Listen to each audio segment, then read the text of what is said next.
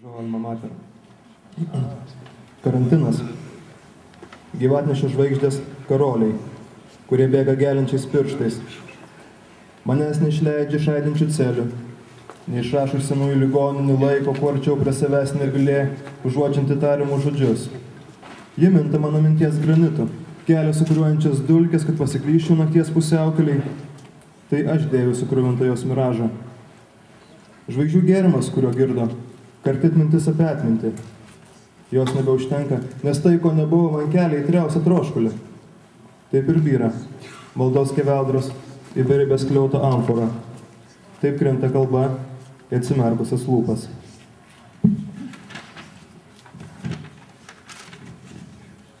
Dreifas.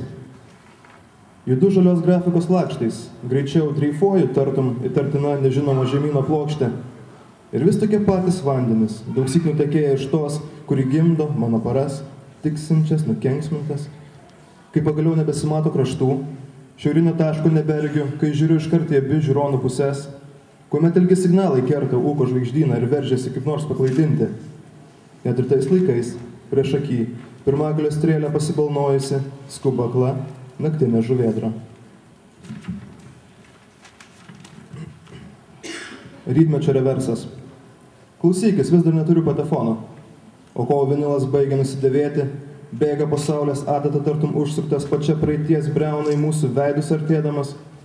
Čia trūksta miškų, vandens, nuplaunančios surūdijusią miesto vienybę, tolimus ir tokius patartimus bendrakeleivius.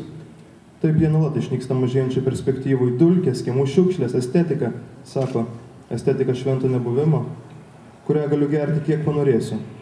Kita troškulio pusė vis viena yra beveik neišsenkanti. Ir pabaigai. Sodinimo metas. Skėtis su varine rankina, jo šakų paunksmiai tupi subanalinta senovės kinų išminčius, sodinanti žalsvus, ekologiškų prekių skyriuje įsigytus lietaus daigus, šlapi hieroglifai ant pakuotės įspėja, nelaistyti, netrešti, saugoti nuo vaikų, nebandyti su gyvūnais, ozono luobas lieka neutralus, pagaminta UK. Jei patenka akis, nedelsiant plaut, gausių kiekių švarios sausos žemės, kinų išminčius padeda į šalį skėti su varine rankena pavandenijusiais obuoliais, įsispoks raukšlėtus dangaus arimus.